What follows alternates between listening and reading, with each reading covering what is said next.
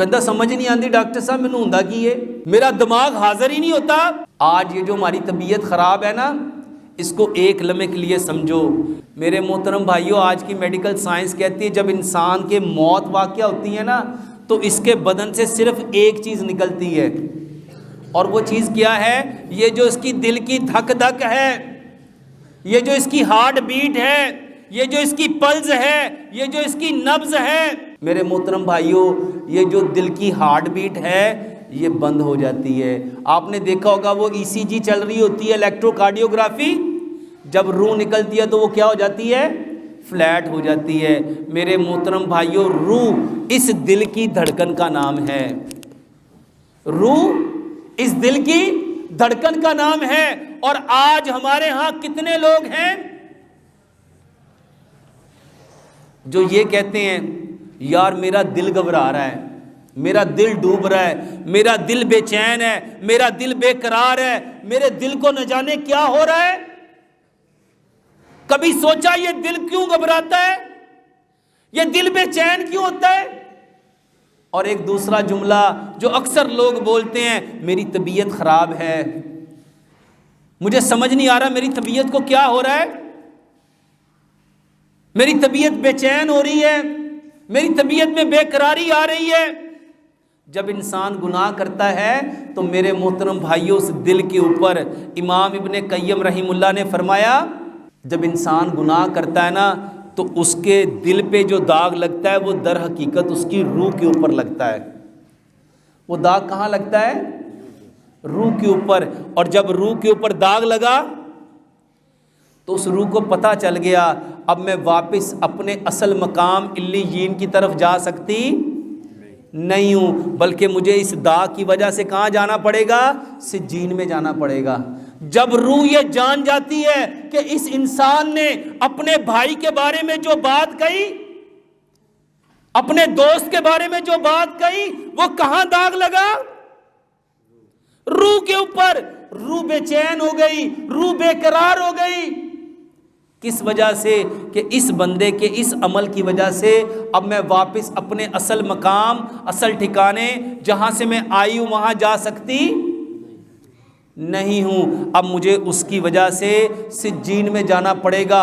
وہ اس سجین کے ڈر سے بے چین ہو جاتی ہے، بے قرار ہو جاتی ہے۔ اور آج جتنے لوگوں کی طبیعت خراب ہو رہی ہے وہ کس وجہ سے ہو رہی ہے؟ گناہ کی وجہ سے، گناہ کی وجہ سے۔ یہ جو جھوٹ بولا جا رہا ہے، جب روح دیکھتی اس نے جھوٹ بول دیا، جب روح دیکھتی اس نے غیبت کر دی، جب روح دیکھتی اس نے چغلی کر لی، جب روح دیکھتی ہے یہ گالی دے رہا ہے، یہ دھوکہ دے رہا ہے، یہ بے ایمانی کر رہا ہے، یہ تکبر میں آ گیا، گمنڈ میں آ گیا، غرور میں آ گیا، اللہ کی قسم وہ روح کانپ جاتی ہے، وہ ڈر جاتی ہے، وہ بے چین ہو جاتی ہے، بے قرار ہو جاتی ہے۔ اور جب وہ بے چین بے قرار ہوگی تو میرے محترم بھائیوں ذرا بتاؤ طبیعت کیسی ہوگی؟ اب آپ بہترین پھل کھاؤ، بہترین مٹن کھاؤ، بہترین جوس پیو، کیا دل کو سکون ملے گا؟ کیا طبیعت فریش ہوگی؟ کیا آپ کو نرم اور گرم بستروں پہ نیند آئے گی؟ جس کی روح تڑپ رہی ہو، جس کی روح کو پتہ چل جائے کہ اس کا ٹھکانہ تو سجین بن گیا، یہ تو اپنے مرے ہوئے بھائی کا گوشت کھا رہا ہے، یہ تو اپنے آپ پہ اللہ کی لعنت لینے کا خود سے ذمہ دار ہے۔ سوچو جس نے یہ کلمات منہ سے کہے، جس نے یہ بول زبان سے بولے، اس کی روح کس قدر تکلیف میں ہوگی، کرم میں ہوگی، درد میں ہوگی، جب روح یہ دیکھتی ہے کہ یہ گھٹیا انسان کس چیز کا سودا کر رہا ہے، اس کے رب نے اس کے لیے کتنی خوبصورت جنت بنائی، یہ پوری کائنات جس کے اوپر سورج چمکتا ہے اس کے رب کے ہاں ایک مچھر کے پر کے برابر حیثیت نہیں رکھتا۔ یہ کس چیز کے پیچھے اپنی آخرت کو برباد کر رہا ہے؟ یہ کس چیز کے پیچھے اپنے بھائی کے سامنے بڑے ہونے کی کوشش کر رہا ہے؟ یہ پوری کائنات میرے محترم بھائیوں اللہ کے ہاں ایک مچھر کے پر کے برابر اس کی حیثیت. جب روح دیکھتی ہے کہ یہ بندہ جنت کو چھوڑ کے، جنت کے عالی شان محل کو چھوڑ کے، جنت الفردوس کو چھوڑ کے، جنت العدن کو چھوڑ کے، جنت الماوا کو چھوڑ کے، یہ بندہ کس گھٹیا چیز کے پیچھے اپنے بھائی کو ذلیل کرنے کی کوشش کر رہا ہے، اپنے بھائی کو رسوا کرنے کی کوشش کر رہا ہے. یہ اپنے بھائی کو اگر کھڑا کرتا تو اس کے رب نے اس کو کھڑا کرنا تھا، یہ اپنے بھائی کو دیتا تو اس کے رب نے اس کو دینا تھا، یہ اپنے بھائی کے کام آتا تو اس کے رب نے اس کے لیے ساری چیزوں کو جنت میں کھڑا کر دینا تھا. میرے محترم بھائیوں، جب روح یہ لفظ سنتی ہے،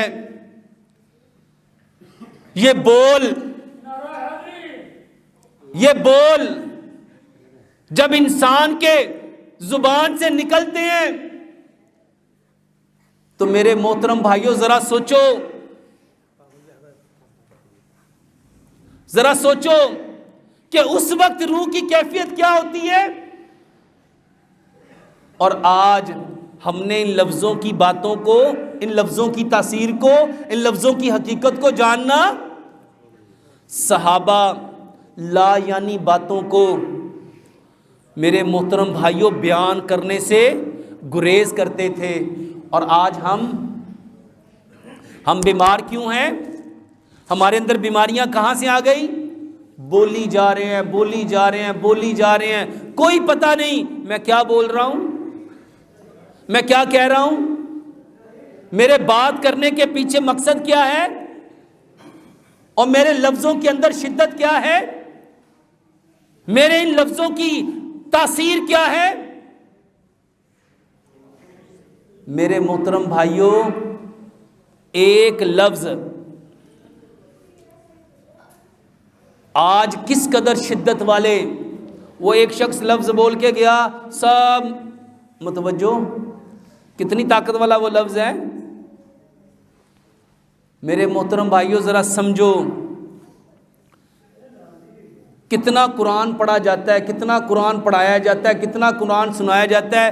کیا وہ قرآن سن کے بھی کبھی ایسے فیلنگز ہوئی؟ آج ہمارے اندر بیماریاں کیوں ہیں، پریشانیاں کیوں ہیں؟ لوگ اپنے گھر میں اپنے بھائی کے بارے میں کون سا لفظ بول رہے ہیں، کون سی باتیں بول رہے ہیں؟